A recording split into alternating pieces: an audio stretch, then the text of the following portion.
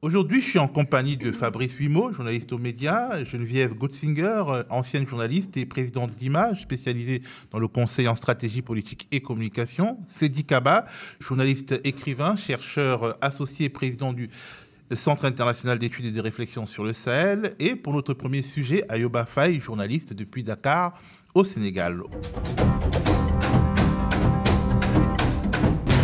Près de 8 mois après l'élection spectaculaire de Bassirou Diomaye Faye à la tête du Sénégal, dans une sorte de scénario romanesque où un homme est quasi littéralement passé de la prison à la présidence, des élections législatives cruciales se dérouleront ce dimanche, cruciales parce qu'elles sont un test pour la stabilité d'un pays qui a connu de nombreux épisodes de violence, cruciales également parce qu'elles détermineront si le nouvel exécutif aura la majorité nécessaire pour appliquer son programme. Et le moins que l'on puisse dire est que la campagne a été heurtée avec des violences verbales et physique assez préoccupante. Alors, Ayoba, ce qui fait polémique à l'international, ce sont les déclarations du Premier ministre Ousmane Sonko qui appelait à venger ses militants après une agression de ces derniers par les supporters de Barthélémy Diaz, donc son adversaire qui est maire de Dakar. Sonko qui semblait même en vouloir aux membres du gouvernement dont il est le chef. On n'a pas bien compris. Qu'est-ce qui s'est passé exactement? Voilà, ce qui s'est passé, c'est qu'avant cet événement malheureux de Saint-Louis, des éléments de la garde rapprochés de la tête de liste de Sam Sakadou, Barthélémy Diaz, qui était à Saint-Louis pour rencontrer Mansour Faye, qui est la tête de liste départementale de Takoualou, parce qu'ils sont dans une sorte d'intercoalition entre Takoualou, qui est dirigé par Macky Sall, et Karim Wade du PDS. Sam Sakadou est dirigé par Barthélémy Diaz. Il y a d'autres leaders comme Bougane Gueye Dany, Thierno Bocoum, Anta Babacar Ngom. Donc, ils étaient à Saint-Louis un peu pour se rencontrer et pour faire une caravane ensemble. Alors, au marché de Sor, ils ont rencontré des militants de PASTEF qui scandaient le nom d'Ousmane Sonko. Alors, certains gros bras de la caravane de Sam Sakadou et Takoualou sont descendus pour affronter ces militants d'Ousmane Sonko. Ils ont utilisé des machettes, ils ont utilisé des couteaux, ils ont poursuivi certains jusque dans des magasins. Les images sont disponibles sur Internet et c'est des images vraiment choquantes de gros bras qui rouaient de coups, rouaient de machettes des militants de PASTEF qui s'étaient un peu cachés dans des magasins. Donc, avant cet épisode-là, au début de la campagne, la caravane de PASTEF, dirigée par la tête de liste départementale à Dakar, a été attaquée par des militants de Sam Sakadou, dirigés par Barthélémy Diaz. À Koungheul également, la caravane de PASTEF, où il y avait Ousmane Sonko qui faisait une tournée nationale, a été attaquée aussi là-bas par des militants de Takoualou, PDS et de Macky Sall, l'APR. Et dans le véhicule où était Ousmane Sonko était aussi un de ses alliés, Malick Gakou, qui a été gravement blessé, qui a eu une fracture ouverte au bras gauche.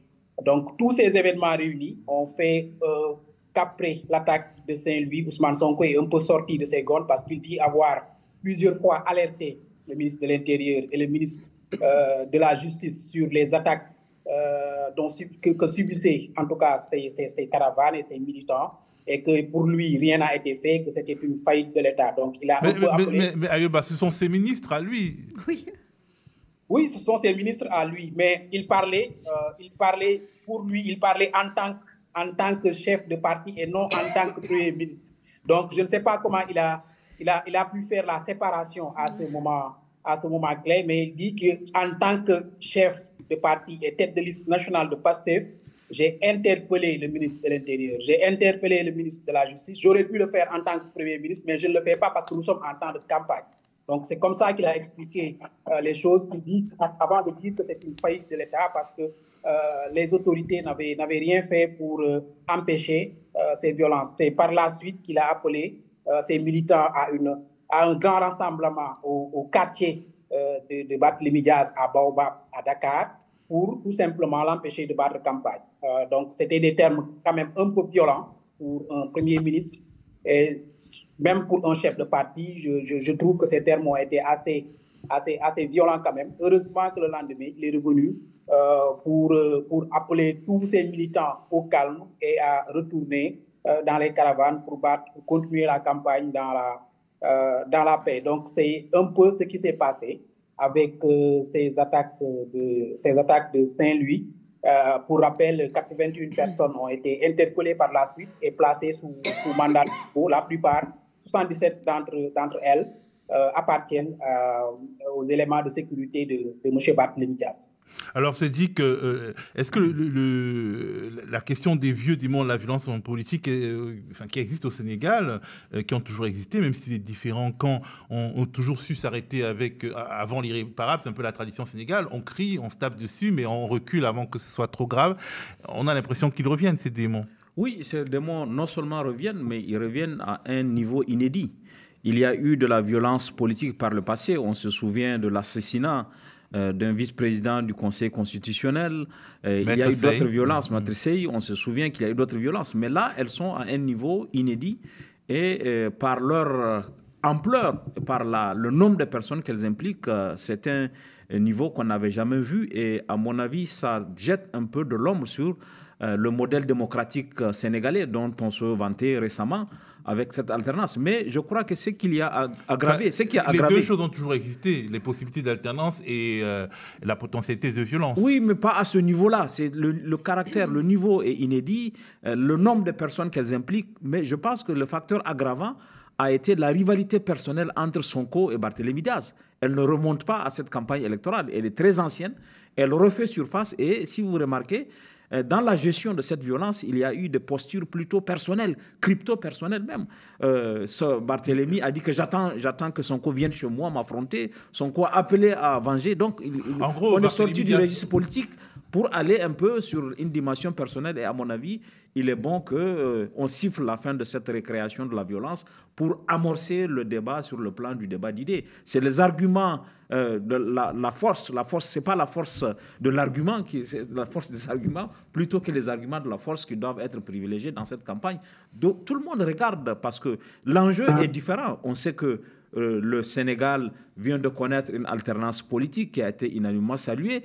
La majorité, le président a besoin d'une majorité pour gouverner. C'est ce qui l'a amené à dissoudre l'Assemblée. L'opposition a l'intention aussi de ne pas donner tous les pouvoirs au président Bassirou Diomaye Faye. C'est ça les vrais enjeux de cette campagne, mais on ne peut qu'être dessus qu'elle ait basculé dans le domaine de la violence. Alors Geneviève, on a l'impression que le petit jeu consiste pour Barthélémy Dias à essayer de se faire arrêter, pour Ousmane Sonko à montrer qu'il est garçon, comme on dit à Abidjan. Oui, alors il est garçon. Il a peut-être. Moi, je me dis parfois qu'il a quand même du mal, par moment, à rentrer dans sa nouvelle posture de dirigeant. Il est vraiment excellent quand il est en campagne, quand il est dans le combat politique. Il a du mal. Alors là, c'est vrai qu'il a les deux casquettes en même temps, puisqu'il dirige une campagne pour le PASTEF. En même temps, il est Premier ministre. On peut d'ailleurs considérer que c'est un petit peu problématique. Je trouve qu'il a eu des mots, le mot vengeance, le mot droit légitime à la riposte, qui ne sont pas des mots d'un Premier ministre, qui est censé calmer le jeu, qui est censé être dans la temporisation quand il y a une phase de crise. Donc il a cette difficulté-là. Bon, ce qu'on peut espérer, c'est qu'une fois que la campagne sera terminée, qu'il ait ou pas une majorité, il arrive à endosser véritablement ce rôle-là. C'est pour ça que le peuple sénégalais, je pense, a élu le PASTEF pour qu'il mène une rupture assez tranquille, finalement. Une rupture... ils sont élus pour la rupture, mais ils ne sont pas élus pour la vengeance. Je ne pense pas qu'ils soient élus pour la vengeance. Fabrice, peut-être aussi que du côté de Tako Alou, il y a encore malheureusement une tendance à penser qu'on est toujours dominant, qu'on est toujours au pouvoir. On se souvient que l'année dernière, déjà, quand Ousmane Sonko avait été condamné à 2 ans de prison, il y a eu cette affaire des nervis du pouvoir, des hommes armés qui, dans la rue, frappaient toute velléité d'opposition. Peut-être que cette coalition aujourd'hui d'opposition, mais qui autrefois... La coalition des coalitions d'opposition. La coalition des coalitions, puisqu'on y retrouve le parti de Macky Sall, mais aussi le PDS de Karim Wade. Cette absence de coordination et de réalité vis-à-vis de leur statut aujourd'hui veut dire beaucoup de choses dans ce qui a été fait par le passé, dans la répression de l'opposition, et le fait de revenir à une certaine réalité aujourd'hui qu'ils ne sont plus ceux qui dirigent et que dans le cadre de cette élection, il vaudrait mieux que les choses se passent de la façon la plus apaisée possible. Et aussi, on peut aussi supposer que le sort de cette élection est quasiment joué parce que le peuple sénégalais a donné un blanc-seing à Ousmane Sonko et à Bassirou Diomaye Faye pour diriger ce pays. Aujourd'hui, on voit mal quand même un peuple qui a choisi de manière très majoritaire ce pouvoir, ne pas lui donner la majorité parlementaire pour appliquer ce qu'il a prévu. Donc, c'est dans une certaine logique ce qui va se passer. Là, on va s'approcher de la personne qui est la plus proche du terrain, Ayoba. On a senti quand même une forte adhésion à la campagne du PASTEF.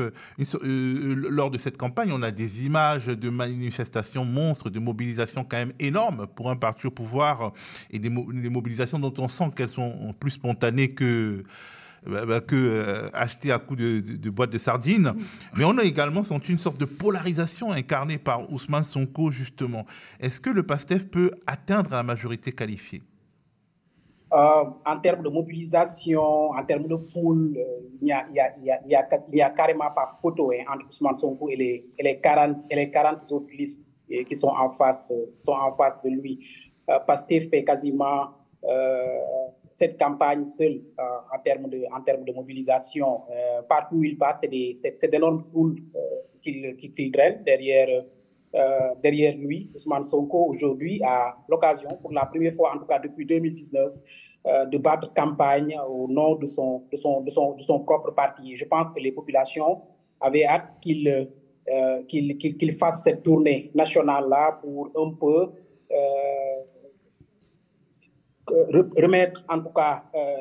revoir en tout cas Ousmane Sonko sous sa posture de candidat et aussi de gouvernant, de Premier ministre. Ce qui m'amène à dire aujourd'hui que on se dirige encore vers un scrutin aux allures de référendum, comme lors de la présidentielle du 24 mars dernier. Sauf que cette fois-ci, pour moi, les scores seront plus soviétiques et que PASTEF aura une majorité écrasante à l'Assemblée nationale parce que entre la présidentielle et le 17 novembre, la présidentielle du 24 mars 2024 et ce 17 novembre, il n'y a que 7 mois quasiment et les populations sont plus que jamais déterminées à accorder à Ousmane Sonko et à Bassirou Diomaye Faye la majorité pour gouverner. Ils ont intérêt à leur donner cette majorité-là parce que il y a d'abord la question de la reddition des comptes que ce pouvoir ne peut pas faire sans pour autant avoir une majorité qualifiée à l'Assemblée nationale qui leur permette de traduire les anciens responsables du régime accusés de détournement devant la haute cour de justice parce que c'est des ministres. Parfois, c'est même le président de la République, Macky Sall, qui est impliqué dans certains détournements et dans certaines malversations. Donc, il faut nécessairement que PASTEF ait une large majorité, en tout cas une majorité confortable à l'Assemblée nationale pour pouvoir traîner ces personnalités-là devant la haute cour de justice. Autrement aussi, il y a cette question de rendre justice à toutes les personnes qui ont été tuées ou toutes les personnes qui ont été mutilées. De revenir sur la loi d'amnistie. Oui, pour faire sauter cette loi d'amnistie-là. Et pour faire sauter cette loi d'amnistie-là, il faut une majorité confortable à PASTEF à l'Assemblée nationale. Ces deux aspects sont très importants pour la population et je pense que c'est suffisant pour voter PASTEF dimanche largement et pour leur donner une majorité absolue et confortable à l'Assemblée nationale. Non, moi, je crois qu'il faut faire quand même attention, comme a dit Geneviève tout à l'heure, à ce que l'alternance ne se transforme pas en une vengeance, ni même en une chasse aux sorcières. C'est évident que la dynamique de la présidentielle va jouer dans les législatives en faveur du camp de Ousmane Sonko, Bassirou Diomaye Faye, pour qu'ils aient une majorité confortable. Mais il faut veiller pour l'intérêt de la démocratie sénégalaise, pour qu'il y ait de l'oxygène, à ne pas donner une majorité soviétique, qu'il n'y ait plus quasiment d'opposition, que le Parlement soit simplement une chambre d'enregistrement de ce que l'exécutif aura décidé. On a besoin, bien sûr, mais c'est un enjeu. À mon avis, il y a un enjeu pour la démocratie aussi, qu'il y ait une opposition qui existe, qui s'oppose, que la démocratie se consolide. Et de ce point de vue, rouvrir le dossier, revenir sur la loi d'amnistie, ne me semble pas, à titre personnel, aller dans le bon sens. Il faut peut-être voir ce qu'on peut faire, justement. Et il faut qu'au Sénégal, et ça, je pense que tous nos pays regardent cela, qu'il y ait une tradition de reddition de comptes, que les gens ne soient pas totalement impunis. Il y a des scandales liés à la gestion de l'argent du Covid, d'autres scandales. Il faut que ceux qui ont détourné cet argent rendent compte, parce que l'impunité a aidé à amener justement à un discrédit, on le sent au-delà du Sénégal, de la classe politique dans cette sous-région. Et la désaffection de la démocratie que l'on voit dans certains pays est liée à l'impunité, à l'absence de reddition de comptes. Et de ce point de vue, le Sénégal est très attendu. Fabrice. Et cette impunité aussi, elle se traduit par la nécessité de rendre justice aux gens qui auraient perdu des proches. On sait qu'il y a des personnes qui sont décédées dans les manifestations, dans la répression des manifestations contre le pouvoir. Donc je pense que abolir la loi, revenir sur cette loi d'amnistie est tout à fait logique dans la suite. Après, est-ce que c'est légal de revenir sur une loi d'amnistie? Si c'est pour rendre justice à des personnes, parce que revenir sur une loi d'amnistie, c'est pas condamner les gens. Il y aura toujours une enquête derrière. Ça n'empêche qu'on continue de mener des investigations sur tout ce qui s'est passé. Mais la nécessité pour moi de rendre justice aux personnes qui sont décédées en s'élevant contre le pouvoir de Macky Sall, elle est totalement légitime. Et Geneviève? Il y a quand même un problème de légalité dans les remises en cause des lois d'amnistie, donc ça va se poser. L'amnistie efface. Absolument, elle efface. Et puis bon, elle va pas toucher que les victimes, enfin que les membres du PASTEF victimes ou leur famille. Là, s'il y a abrogation de l'amnistie, ça va concerner tout le monde, cette abrogation. Donc, est-ce qu'il n'y a pas des problèmes aussi de culpabilité? Il y a d'autres amnistiés qui ne sont pas dans le camp de Macky Sall. Bien sûr. Alors, justement, pour parler de Macky Sall, à quoi joue Macky Sall à Yoba? On le voit faire campagne depuis le Maroc. On pensait que ça allait être son grand comeback, mais finalement, il s'est économisé. Et est-ce que l'opposition qui décide de faire une coalition, des coalitions, est-ce que ça va changer quelque chose au résultat final? Tout au contraire. Pour moi, ça va aggraver le cas. Parce qu'il y a de cela un peu plus de 6 mois encore, certains d'entre eux s'entretuent avec Macky Sall. On voit notamment le PUR qui était dans Yewwi Askan Wi, qui était aussi présent, qui avait aussi son candidat à la présidentielle aujourd'hui, s'allier avec Macky Sall. On voit beaucoup d'autres leaders qui étaient il y a de cela 7 mois dans Yewwi Askan Wi, dans l'opposition radicale, en tout cas aujourd'hui, s'allier avec Macky Sall dans cette intercoalition.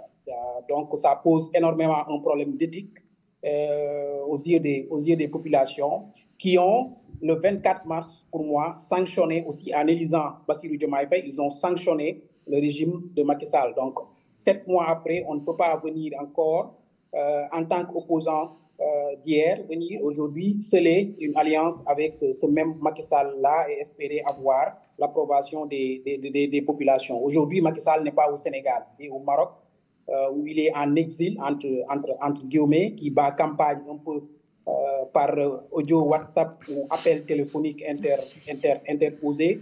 Et les populations au Sénégal... C'est surréaliste. C'est une télécampagne. C'est surréaliste. C'est bizarre cette méthodologie de campagne. C'est extrêmement... Oui, c'est bizarre parce que c'est depuis 2016. C'est ce qu'on reproche au candidat du PDS, Karim Wade, qui a fait toutes ses sorties à travers les réseaux sociaux, soit sur WhatsApp, soit c'est des communiqués publiés sur son compte X, sur son compte Facebook, soit aussi c'est des messages audio qu'il envoie dans des groupes WhatsApp du PDS. Aujourd'hui, c'est la même pratique que reprend quasiment Macky Sall 7 mois seulement après avoir quitté le pouvoir. Ses collaborateurs espéraient son retour lors de ces législatives après avoir fait de lui la tête de liste de Takku Wallu pour qu'il vienne battre campagne au pays. On peut communier avec ses militants et sympathisants, mais il leur a fait faux bond à la dernière minute en leur disant tout simplement que son retour au pays ne se décidait pas dans les médias, que c'est à lui de prendre cette décision de retourner au pays. Bien sûr, ici au pays, il y a des bruits de couloir selon lesquels, quand il va poser les pieds au Sénégal, il sera interdit de sortir du territoire jusqu'à ce qu'on lève cette loi d'amnistie, jusqu'à aussi ce qu'on installe une assemblée, installe la haute cour de justice pour pouvoir traduire devant cette haute cour de justice. Donc Macky Sall n'est finalement pas venu au pays pour battre campagne. Il a choisi de le faire via les réseaux sociaux, via WhatsApp, où ces messages audio sont tournés en dérision par les militants de PASTEF sur les réseaux sociaux. C'est un truc un peu dingue. Oui, mais on ne comprend pas vraiment très bien quel est le calcul de Macky Sall en choisissant de prendre la tête de liste. Parce que ça rend un peu avec la tradition d'alternance au Sénégal.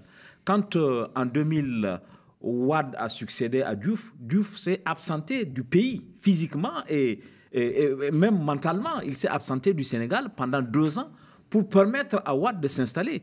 Et la même chose quand Macky aussi a remplacé Wade, Wade a observé un délai de carence avant de revenir dans la vie politique. Mais là, Macky, à peine il est sorti de son poste de président, qui revient se mettre dans une campagne comme ça, ça veut dire a posteriori qu'il n'avait pas fait le deuil du pouvoir. Il n'a pas été... Donc, on l'a forcé à partir. En réalité, c'est qu'il accusait d'avoir voulu rester. On a vraiment quelque chose qui vient reconforter leur stratégie. Il ne voulait pas partir. Et là, il a la nostalgie qui l'oblige à venir faire cette télécampagne, la campagne à distance, à travers les réseaux sociaux, à travers la télévision. D'autant plus que, j'ai envie de dire, il avait dit, et il s'est dédié, pour citer Abdoulaye Wade par le passé, Macky Sall avait dit en mars que s'il perdait la présidence, s'il n'arrivait pas à garder le pouvoir, il se mettrait en retrait de la vie politique. Il n'a pas su tenir cette promesse. Je pense aussi que... Au point de démissionner de son poste international. Voilà, de son poste qui était tout frais, préparé été fourni par Emmanuel Macron. Je pense que ça révèle aussi quelque chose du culte de la personnalité dans nos partis, dans nos démocraties, entre griffes, en Afrique, parce que c'est un tel poids d'avoir quelqu'un comme Macky Sall dans la coalition gouvernementale, enfin la coalition de l'opposition maintenant, que on n'arrive pas à s'en défaire, à trouver d'autres figures, à faire confiance à d'autres personnes, parce que c'est le chef et qu'on ne remet pas en question le chef. Et c'est quand même assez triste, pas particulièrement pour la démocratie sénégalaise, mais pour l'image qu'on donne de l'alternance politique en Afrique. Oui, oui, moi je trouve cette stratégie de l'opposition sénégalaise extrêmement bizarre. C'est-à-dire, en fait, se mettre derrière celui qui est quand même parti un peu sous l'opprobre, sous les huées, avec quand même un certain nombre de casseroles. Donc, c'est immédiatement après l'alternance à la présidentielle, en refaire son héros, c'est une stratégie perdante, me semble-t-il. Donc, je trouve ça un petit peu absurde. Alors après, oui, de sa part, ça traduit une impossibilité à décrocher, mais qui est extrêmement fréquente en Afrique. Pas qu'en Afrique, mais en Afrique, bien sûr, avec un président sortant qui reste relativement jeune aussi. Donc, j'imagine que ce jeune âge, enfin, cet âge relativement jeune, est quelque chose de... Bon, c'est encore un élément de complexification psychologique pour lui. Il n'a peut-être pas fait complètement le deuil du pouvoir ou de sa capacité encore à impulser des choses sur le plan politique. Après, d'une manière peut-être un peu plus rigolote, j'ai envie de dire que la stratégie WhatsApp, réseaux sociaux, on a quand même une jeunesse hyper connectée au Sénégal qui fonctionne, qui se nourrit de réseaux sociaux, qui s'informe sur les réseaux sociaux. Donc, c'est pas forcément stupide.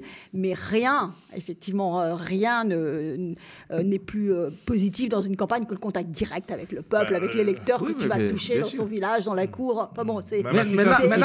Mais Macky Sall peut aussi se dire que Ousmane Sonko a réussi, que Bassirou Diomaye Faye s'est fait élire quasiment depuis la prison. Donc, oui, mais il a battu campagne après. Là, manifestement, c'est que Macky Sall a peur de venir.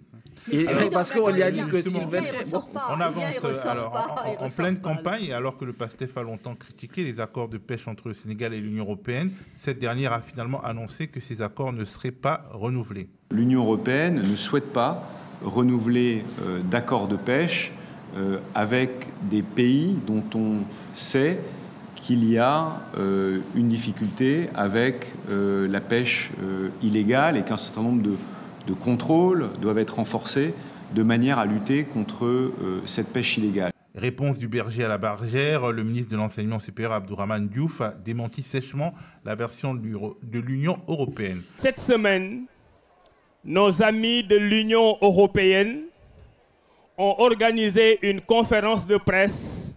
Je préfère le dire en français. Nos amis de l'Union européenne ont organisé une conférence de presse pour dire au monde entier qu'ils ont décidé de ne plus signer les accords de pêche avec le gouvernement du Sénégal. C'est une contre-vérité absolue. C'est le gouvernement du Sénégal, dirigé par le président Ousmane Sonko, dirigé par le président Diomaye Faye, qui a donné le signal depuis longtemps pour leur dire que nous ne pouvons pas continuer à signer avec vous des accords de pêche qui vont appauvrir les pêcheurs du Sénégal. Alors, au-delà du « ce n'est pas toi qui me quitte, c'est moi », on peut dire qu'il y a de l'eau dans le gaz. On est loin de la période où Louis Michel, président du Conseil européen, se pressait à Dakar et se montrait optimiste sur un accord win-win. Qu'est-ce qui se passe entre l'Union européenne et le Sénégal, Ayouba? Oui, il y a depuis l'installation des nouvelles autorités, un discours qui tend à dire que tous les accords vont être renégociés, en tout cas les accords qui n'avantagent pas en tout cas le Sénégal vont être renégociés. Tout le monde sait que voilà, ces accords de pêche-là avec l'Union européenne et avec aussi les autres pays ont toujours suscité une vive polémique ici au Sénégal. La ministre, en tout cas, la nouvelle ministre des Pêches a fait plusieurs sorties pour dénoncer ces accords-là, bien avant le communiqué de l'ambassadeur de l'Union européenne au Sénégal, M. Jean-Marc Pissani.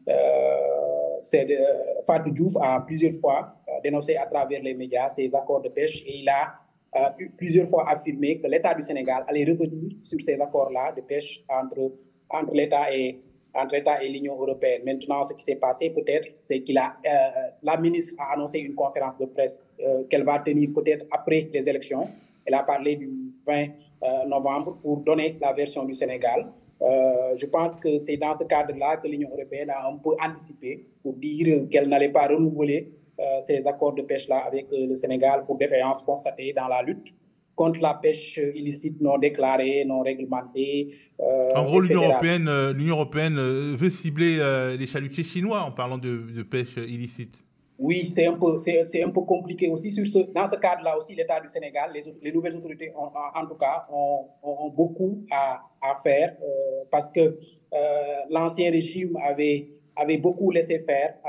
Il y a eu plusieurs scandales sur la délivrance de ces licences de pêche à des bateaux étrangers, notamment des bateaux chinois qui battaient pavillon sénégalais. C'est-à-dire c'est des Sénégalais qui ont servi de, comment dirais-je, de piédestal à ces Chinois-là. Oui, de prête-nom à ces Chinois pour venir pêcher dans les eaux sénégalaises. Donc, dans ce cadre-là, l'ancien régime a vraiment failli à la surveillance de nos eaux et de nos côtes. Et que, voilà, c'est un aspect à dénoncer. Mais également, il faut tout de même reconnaître que ce que le Sénégal, le montant que l'Union européenne a payé au Sénégal ces 5 dernières années pour pêcher sur ces eaux est un montant vraiment dérisoire par rapport à tout ce qui a été fait dans nos eaux. C'est un montant de 10 milliards de dollars à raison de 10 milliards de francs CFA à raison de 2 milliards par an. Donc, je trouve ce montant très, très, très dérisoire et que ce contrat, pour moi, en toute objectivité, doit être renouvelé, doit être renégocié, en tout cas, entre l'Union européenne et l'État du Sénégal, si jamais les deux parties décident de renouveler le contrat. Justement, quelque part, ça jette un froid, c'est-à-dire qu'en gros, on a l'impression que l'Union européenne se sent humiliée par les velléités de renégociation et met fin à la discussion avant qu'elle ait commencé en tant que telle. Le Sénégal est un État totalement souverain. Le PASTEF a été élu sur la base même d'une rupture à la fois avec la présidence de Macky Sall qui était très favorable à ces accords avec l'Union européenne, et d'une rupture avec justement une certaine politique occidentale, une certaine politique internationale qui ne convenait pas avec le parti pris du PASTEF, qui veut une politique économique de gauche, clairement. Donc c'est tout à fait légitime pour un président élu démocratiquement dans un pays souverain de décider qu'un accord ne l'arrange pas. Et comme l'a dit Ayoba, même dans comment dire, la rémunération de cet accord, 10 milliards, quand on sait que le Maroc, par exemple, en touche 50 sur une période à peu près similaire, c'est quand même ridicule. Et sans parler de l'impact écologique, sans parler de l'impact social sur les pêcheurs sénégalais. Donc aujourd'hui, le pouvoir sénégalais est légitime de dire nous voulons prendre des décisions qui vont en faveur de nos concitoyens. Et absolument. Mais ce qui est gênant, c'est que justement, la négociation, au début, on pensait que le Sénégal allait être une sorte d'atelier de la fabrication d'un nouveau type de négociation entre l'Union européenne et les pays africains. Et là, ça fait plouf, Cédric. Oui, mais je pense que ça fait plouf du fait de la responsabilité de l'Union européenne qui n'est pas habituée à ce type de posture où le partenaire africain veut qu'on négocie d'égal à égal, qu'on mette l'ensemble du dossier à plat et qu'on renégocie. Est-il normal que dans un pays comme le Sénégal, que le Sénégal en soit obligé à négocier des permis auprès de la Mauritanie pour ses propres pêcheurs? Parce que la pêche au Sénégal a été presque trustée par l'Union européenne et les Chinois, les Chinois aussi. Oui. Cette histoire de chalutier chinois, elle est réelle. Elle est réelle, elle est globale, on va au-delà du Sénégal. C'est tout le golfe de Guinée qui est confronté à cette pêche illégale. Il faut que les pays s'organisent pour répondre, je pense, collectivement à cette pêche illégale. Mais aujourd'hui, cette fuite en avant que l'Union européenne a choisie, je ne suis pas sûr que ça lui serve. Le fait de refuser de négocier, de dire que l'accord ne sera pas négocié, à mon avis, demain, l'Union européenne va vouloir revenir et ça va être compliqué. Moi, je pense que c'est aussi une manière de poser de part et d'autre un rapport de force et que forcément, les uns et les autres vont revenir autour de la table et que ça va s'achever par une plus grande équité, évidemment, dans un accord renégocié. Je ne pense pas que ça puisse en rester là. Mais l'Union européenne aurait pu ne pas le faire pendant la campagne électorale. C'est vrai. Je ne sais pas pourquoi elle l'a fait en ce moment. Très pas précis. Très amical. Non, c'est pas amical, c'est vrai. Pas stratégique. C'est vrai. Non. Alors, on a également vu Ousmane Sonko donner de la voix contre une chercheuse française, Séverine Awenengo d'Alberto, chercheuse au CNRS, autrice du livre L'idée de la Casamance autonome, possible et dette morale de la situation coloniale au Sénégal. Alors, Ousmane Sonko a assimilé en quelque sorte cette chercheuse à son pays, la France. Ce livre-là, personne n'en fera la promotion ici au Sénégal. Si cette Française veut écrire, elle n'a qu'à aller écrire sur la Corse qui demande son indépendance à la France. Elle n'a qu'à aller écrire sur la Nouvelle-Calédonie qui réclame son indépendance. Mais elle n'a pas à écrire sur le Sénégal. Et je veux dire à la France, je ne sais pas qu'est-ce qu'il y a derrière cette affaire. Parce que la France avait témoigné dans les années 90 avec Jacques Charpy en clarifiant la question de l'appartenance totale et intégrante de la Casamance au Sénégal. Maintenant qu'il y a un régime, comme je l'ai toujours dit, qui n'est pas anti-français, qui est pro-sénégalais, simplement. Un régime qui dit nous voulons notre souveraineté. Nous n'accepterons plus d'être des valets de qui que ce soit. On nous sort un livre et puisqu'ils ne peuvent pas revenir sur leur témoignage, ils ne peuvent plus parler d'indépendance, ils glissent sur la notion d'autonomie. Alors, justement, le CNRS, vu de France, les chercheurs du CNRS posent beaucoup de problèmes, y compris Emmanuel Macron. Mais là, en gros, Ousmane Sonko considère que quelque part, c'est un poisson pilote de son pays. Ça veut dire qu'il n'y a pas de confiance en tant que tel. Il n'y a pas de confiance. Il y a une volonté d'instrumentaliser un sujet, je pense plutôt.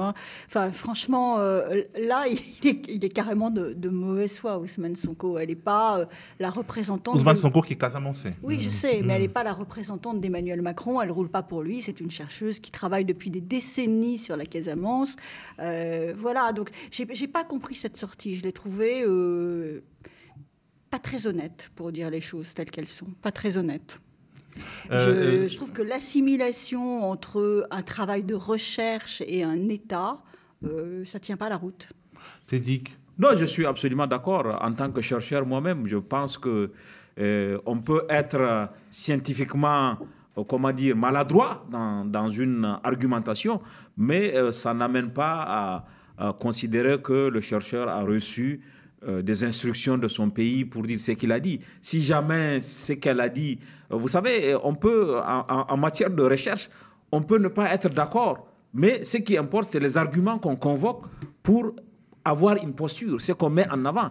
Et bon, Ousmane Sonko n'est pas d'accord avec les arguments qu'elle a avancés, mais moi, je pense qu'il peut ne pas être d'accord, à mon avis, à juste titre d'ailleurs, mais de là à franchir le pas pour faire le rapprochement entre la chercheuse et son pays, je ne suis pas sûr. Mais l'interdiction du livre, l'interdiction de la vente du livre au Sénégal. Oui, ça, c'est pas... Il y aura l'effet présent, le livre va se distribuer sur WhatsApp gratuitement. Non, mais ça, c'est une publicité qu'on fait au livre. Un livre, enfin, pardonnez-moi, mais vous avez publié les uns et les autres des livres, peut-être vous avez envie de le vendre, vous n'avez peut-être pas envie qu'il soit lu gratuitement sur WhatsApp par la terre entière. Hein. Oui, non, mais je pense que la censure est toujours regrettable.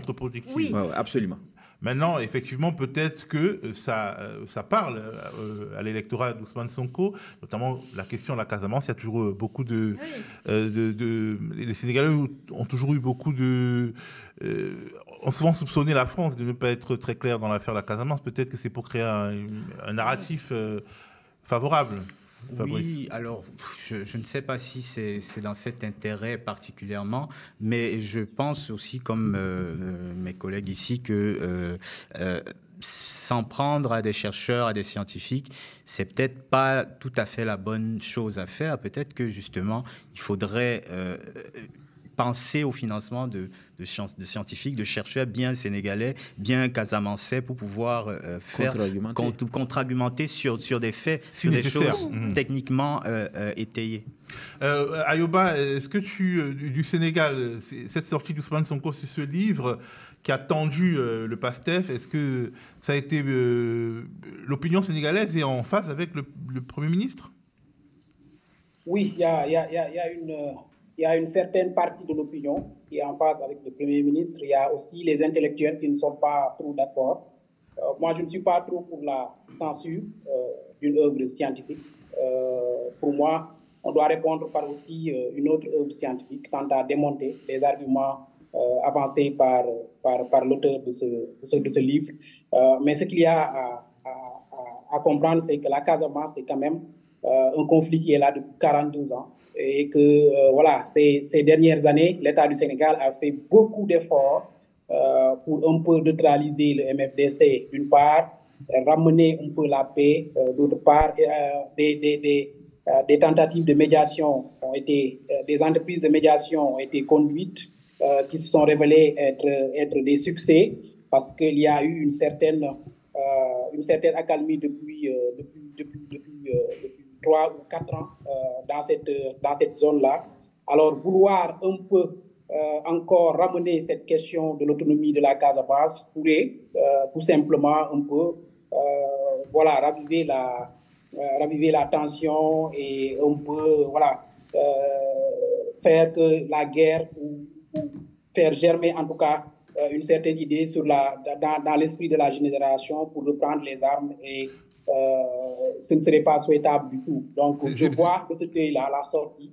C'est ce qui explique la frilosité d'Ousmane Sonko. Oui. C'est ça qui explique la frilosité d'Ousmane Sonko à ce sujet. Oui, c'est un sujet très sensible ici au Sénégal et c'est pour moi un sujet à ne pas politiser du tout. J'ai vu que aussi avant Ousmane Sonko, les gens de l'ancien régime, en tout cas des conseillers de l'ancien président, dont Yoro Dia, ont aussi investi les réseaux sociaux pour dénoncer l'apparition de ce livre. Ils ont même accusé Ousmane Sonko d'être derrière ce livre. Donc, c'est un truc de... Voilà. Et là, c'est pervers parce que, étant donné qu'il est casamançais, on peut vouloir l'accuser d'être autonomiste. Et là, il en fait beaucoup, voire trop, pour justement éviter qu'on l'accuse. Il y a peut-être de ça. Oui, c'est peut-être ça aussi. Mais bon, comme je l'ai dit au début, moi, je ne suis pas trop pour la censure. Et puis, quand vous censurez une œuvre, vous incitez plutôt les gens à aller découvrir ce qu'il y a dans cette œuvre-là. Pour moi, il fallait juste parler, sensibiliser sur la Casamance et ne pas aller dans le sens de censurer l'œuvre et d'en censurer aussi la promotion ici au Sénégal. Merci beaucoup, Ayoba. On va te laisser pour continuer de couvrir cette actualité électorale. Si, à vous.